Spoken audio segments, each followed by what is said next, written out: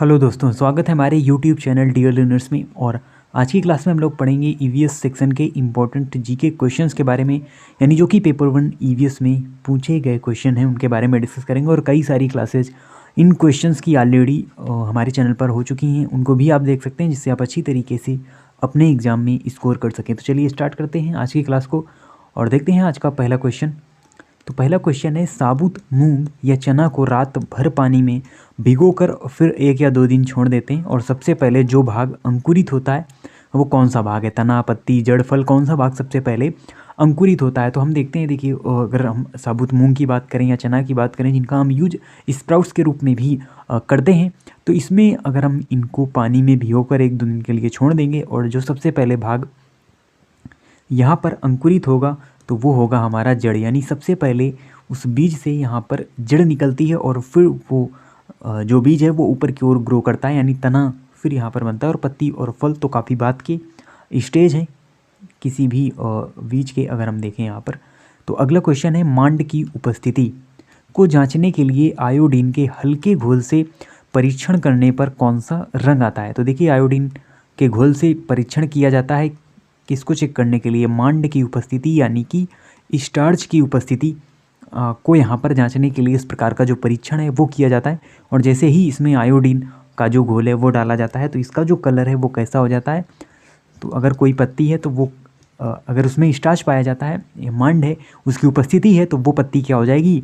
नीली और काली हो जाएगी आयोडीन के घोल से। तो इस प्रकार से इसका परीक्षण किया जाता है, और उसी से रिलेटेड जो क्वेश्चन है वो आपसे यहाँ पर पूछा गया है। अब बढ़ते हैं अगले क्वेश्चन की ओर। और अगला क्वेश्चन है, बेरी बेरी नामक जो रोग है उन निम्न में से किस विटामिन की कमी से होता है? तो यहाँ पर विटामिन B12 है, फिर नीचे हैं आपके विटामिन B2, विटामिन B1 और विटामिन B3। तो सही आंसर होगा विटामिन B1। तो विटामिन B1 आप जानते हैं, विटामिन बी के कई सारे यहाँ पर सब सिगमेंट भी होते हैं, यानी B2, B3 और इस प्रकार से करके कई सारे B12 तक यहाँ पर होते हैं। इसके जो अन्य, अगर हम ये कहें नहीं कि अन्य जो शाखाएं हैं विटामिन B2 से रिलेटेड, तो यहाँ पर देखिए विटामिन B1 इसका सही आंसर होगा। और उसके बाद अगर हम बात करें तो इनसे भी अलग अलग रोग होते हैं, अलग अलग विटामिन से। तो अगर हम विटामिन B2 की बात करें तो इसकी कमी से जो होने वाला रोग है वो, यानी त्वचा संबंधी आपको जो भी रोग होंगे, ये विटामिन B2 की कमी से होंगे। और विटामिन B3 की कमी से होता है पेलाग्रा रोग। तो पेलाग्रा जो रोग है ये विटामिन B3 की कमी से होने वाला रोग है। और फिर हमारा एक बचता है विटामिन B12, और विटामिन B12 की कमी से आप में रक्तअल्पता, एनीमिया, या जो खून की कमी है वो यहाँ पर देखने को मिलती है।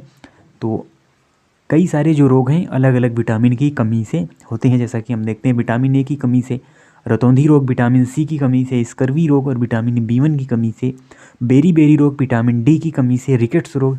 इस प्रकार से कई सारे रोग हमको देखने को मिलते हैं अलग अलग विटामिन की कमी से। अगला क्वेश्चन है यहाँ पर, जो पटसन का रेशा है या पटसन के पौधे के किस भाग से प्राप्त होता है? पटसन इन द सेंस यहाँ पर बात की जा रही है जूट की। तो जूट या उसी हम पटसन कहते हैं, इसका जो रेशा होता है, तो इसका यानी जो रेशा है ये किस भाग से प्राप्त होता है, पौधे के किस भाग से प्राप्त किया जाता है, ये आपको बताना है। तो यहाँ पर सही आंसर होगा तना। तो ये उस जूट के जो रेशा है वो उसके तने से प्राप्त किया जाता है। और पटसन जूट एक ही चीज़ है, अलग अलग नाम आपको दोनों ही देखने को यहाँ पर मिल सकते हैं। अगला क्वेश्चन है, निम्न में से कौन सा जड़ नहीं है? तो आपको बताना है निम्न में से कौन सा जड़ नहीं है।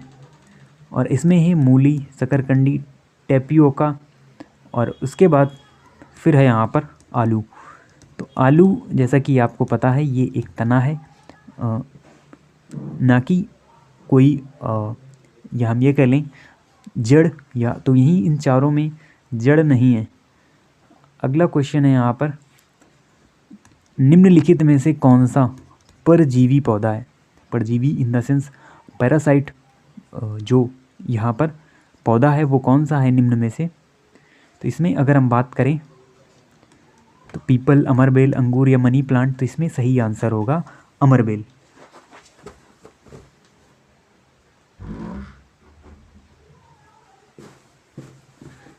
तो इन चारों में अगर हम बात करें परजीवी पौधे की तो वो है अमर बेल का पौधा, तो पीपल, अमर बेल, अंगूर या मनी प्लांट में अमर बेल यहाँ पर सही आंसर होगा। आपने देखा भी होगा अमर बेल कई सारे दूसरे पेड़ों से अपना जो पोषक पदार्थ है वो यहाँ पर प्राप्त करता है। अगला क्वेश्चन है, निम्न में से किन पौधों के बीज पशुओं द्वारा विस्थापित होते हैं? पशुओं द्वारा विस्थापित इन द सेंस अगर हम बात करें तो इनके जो बीज हैं यानी पशुओं द्वारा एक स्थान से दूसरे स्थान तक ले जाए जाते हैं। तो ये जो पौधा है वो कौन सा है? ये है आम का पौधा। तो आम के पौधों के जो बीज हैं ये पशुओं द्वारा क्या किए जाते हैं? विस्थापित होते हैं। अगला यहाँ पर क्वेश्चन है, फिर आता है, निम्नलिखित में से किसको बीज पत्र कहा जाता है? तो निम्न में से बीजावरण, भ्रूण, बीजपत्ती या बीजांड द्वार, इनमें से किसको बीज पत्र की श्रेणी में रखा जाता है या किनको बीज पत्र कहा जाता है? तो यहाँ पर जो सही आंसर होगा वो होगा हमारा बीजपत्ती। तो बीजपत्ती को ही बीज पत्र कहा जाता है। तो ये एक सिंपल सा क्वेश्चन था। फिर है अगला क्वेश्चन हमारा यहाँ पर, निम्न में से किन पौधों की जड़ों में नाइट्रोजन जोड़ने वाले बैक्टीरिया की ग्रंथियाँ नहीं होती हैं? तो आपको बताना है, यानी जड़ों में जो नाइट्रोजन जोड़ने का काम होता है उन बैक्टीरिया की ग्रंथियाँ किन में नहीं होती, किन पौधों की जड़ों में नहीं होती? तो यहाँ पर सही आंसर होगा तुलसी। तो तुलसी का जो पौधा होता है उसमें बैक्टीरिया की जो ग्रंथियाँ हैं नाइट्रोजन को जोड़ने वाली वो यहाँ पर नहीं पाई जाती। तो ये यहाँ पर आपका सही आंसर होगा इससे रिलेटेड। अगला क्वेश्चन है, पत्ती में सिराओं एवं छोटी सिराओं की व्यवस्था का क्या नाम है? यानी पत्ती में अगर हम बात करें तो जो सिराएं होती हैं या जो छोटी सिराएं होती हैं उनकी जो व्यवस्था होती है उसे क्या कहा जाता है? तो उसे कहा जाता है सिरा विन्यास। तो नाम से ही स्पष्ट है, जो पत्ती में सिराएं हैं या छोटी सिराएं हैं उनकी जो व्यवस्था है उनका नाम क्या होता है? उनका नाम होता है सिरा विन्यास। अगला क्वेश्चन है यहाँ पर, निम्न में से कौन सा जीवाश्म ईंधन नहीं है? तो देखिए जीवाश्म ईंधन कौन से होते हैं हमारे, जो कि हाइड्रोकार्बन से रिलेटेड होते हैं या ज़मीन में हमको नीचे मिलते हैं जीवाश्म के रूप में, उन्हें हम जीवाश्म ईंधन कहते हैं। तो कोयला ये एक जीवाश्म ईंधन है हमारा, पेट्रोलियम जीवाश्म ईंधन है, प्राकृतिक गैस जीवाश्म ईंधन है। सही आंसर होगा लकड़ी।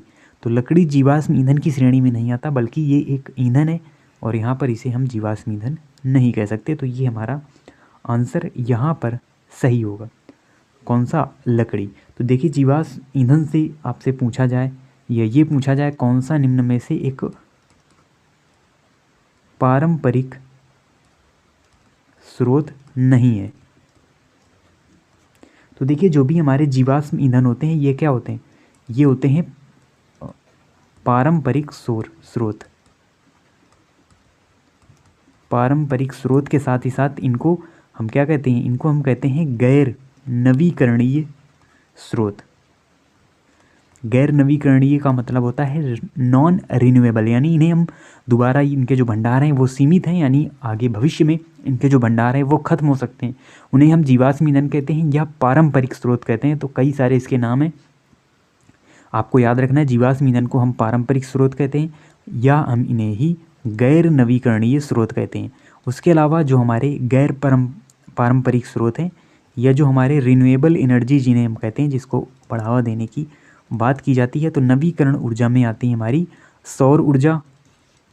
उसके अलावा जो अदर हमारी कई सारी ऊर्जाएं हैं, यानी जैसे सौर ऊर्जा, ज्वारभाटा की ऊर्जा, जियोथर्मल एनर्जी, इन सभी से जो रिलेटेड है यहाँ पर वो सभी हमारी कैसे साधन है? वो हमारे नवीकरणीय स्रोत हैं ऊर्जा के। तो ये दो प्रकार के स्रोत होते हैं जिनको आपको याद रखना है। और देखिए इससे रिलेटेड ही क्वेश्चन आपसे यहाँ पर पूछा भी जा रहा है।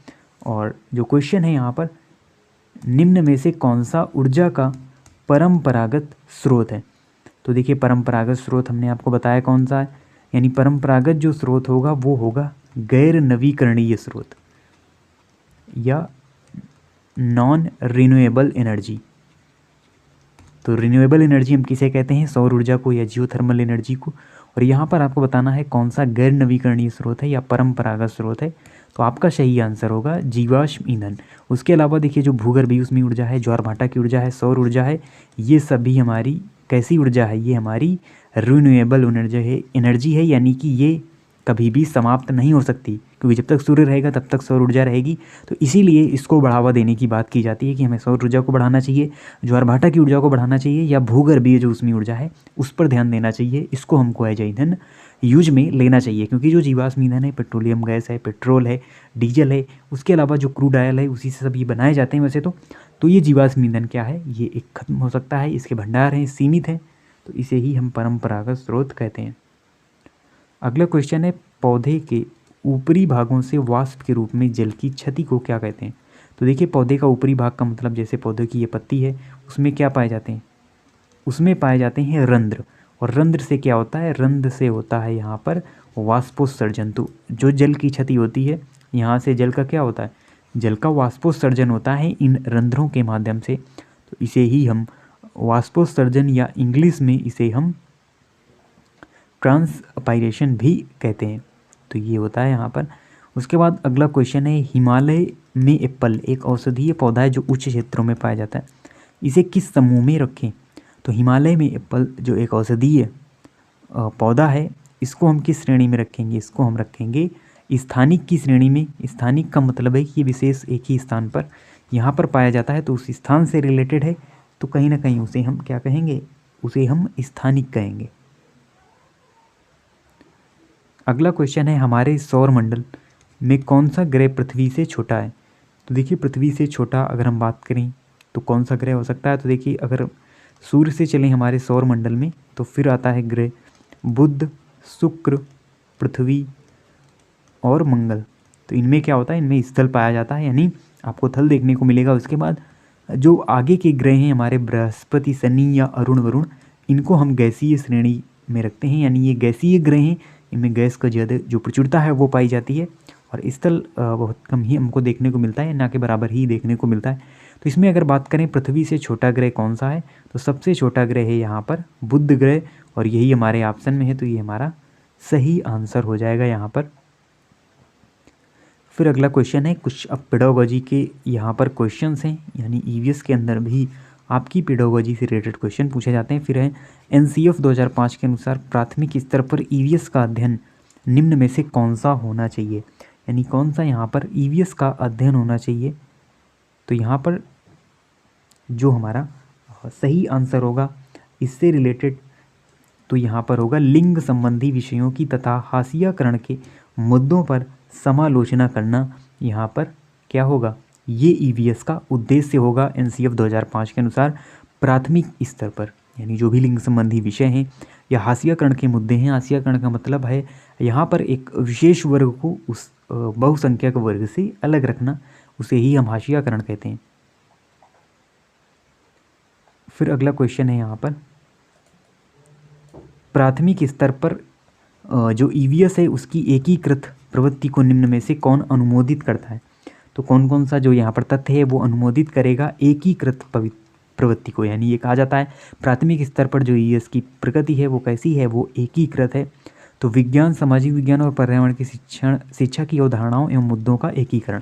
तो बिल्कुल सही बात है, आपको ईवीएस में ही विज्ञान, सामाजिक विज्ञान और पर्यावरण शिक्षा सभी अवधारणाएं देखने को मिलेंगी। फिर बच्चा अपने पर्यावरण को एक संपूर्ण रूप में देखता है, तो ये भी हमारा कथन यहाँ पर सही है, बच्चा अपने पर्यावरण को एक संपूर्ण रूप में ही देखता है, तो इसीलिए यहाँ पर एकीकृत प्रवृत्ति ही स्पष्ट होती है। फिर यह थीम पर आधारित है, ये भी बात हमारी सही, इसमें विज्ञान और सामाजिक विज्ञान के विषय तथा उपविषय शामिल हैं। तो ये जो कथन है वो हमारा यहाँ पर गलत होगा।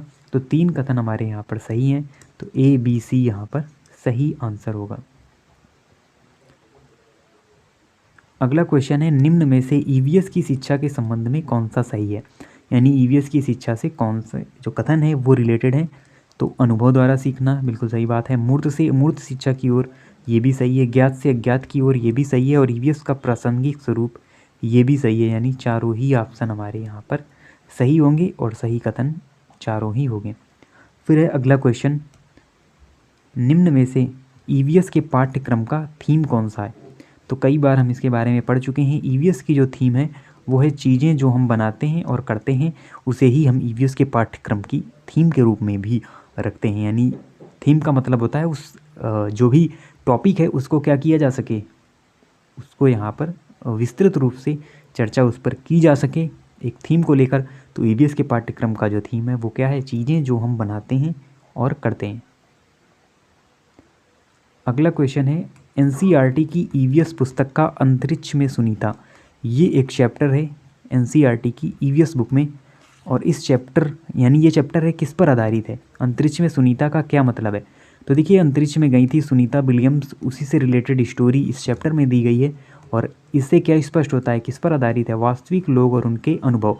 वास्तविक लोग का मतलब क्या है कि ये वास्तविक लोग हैं, यानी सुनीता विलियम्स हैं, या जो भी यहाँ पर यानी जो भी अंतरिक्ष यात्री हैं, एस्ट्रोनॉट हैं, वो क्या हैं, एक वास्तविक लोग हैं, और उनके जो अनुभव हैं उसी पर आधारित है अंतरिक्ष पे सुनीता। तो ये हमारे आज के इम्पोर्टेंट क्वेश्चन थे ईवीएस सेक्शन से रिलेटेड, और इसी तरीके के क्वेश्चन हम यहाँ पर डिस्कस करते रहेंगे। और साथ ही साथ जो अदर फैक्ट हैं, स्पेशल टॉपिक हैं, उनसे रिलेटेड क्वेश्चन जो टॉपिक हैं वो भी आपको देखने को मिलेंगे चैनल पर, तो वो भी आप जाकर देख सकते हैं। इसी प्रकार से चैनल से जुड़े रहें। मिलते हैं आपसे नेक्स्ट वीडियो में न्यू इम्पोर्टेंट क्वेश्चन के साथ, और तब तक के लिए धन्यवाद।